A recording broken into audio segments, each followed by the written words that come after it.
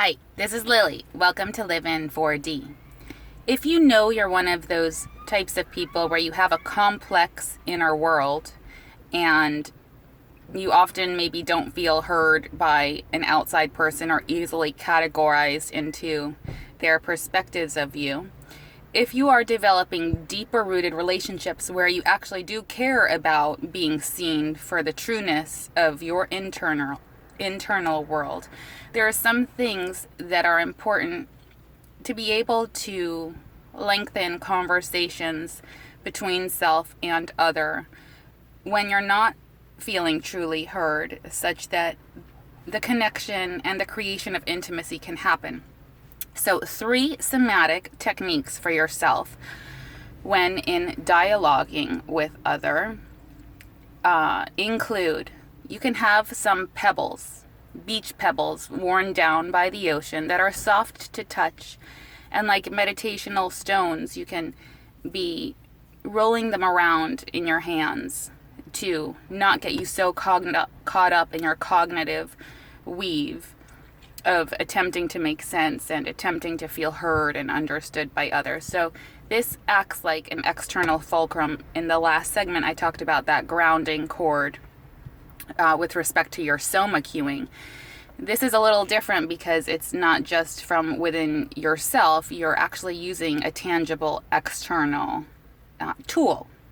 So these pebbles is one of these tools. Another external grounding technique that you can use to lengthen your carrying capacity for frustration of not feeling heard is with your eyes. When you're interacting with someone, you might cut off for a little bit, and if you're inside, look at a nice soothing blue wall or pick an object to glance out at. Perhaps you're outside, you look at a beautiful tree.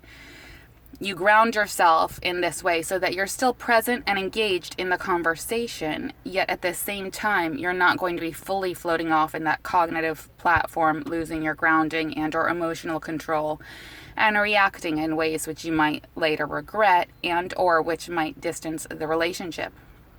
So those are 2 things so far: a tactile scenario with the rocks and a sensory scenario by bringing the eyes elsewhere rather than making direct contact. By the way, this is really good for blue personality types because it decreases that sinusoidal wave of amplitude as referenced in a previous video. One other sensory technique that you can use to be able to monitor and control your interpersonal relationships with respect to your interaction response is scent. You might have a flower or a smelling oil in your pocket that you can take out and start breathing.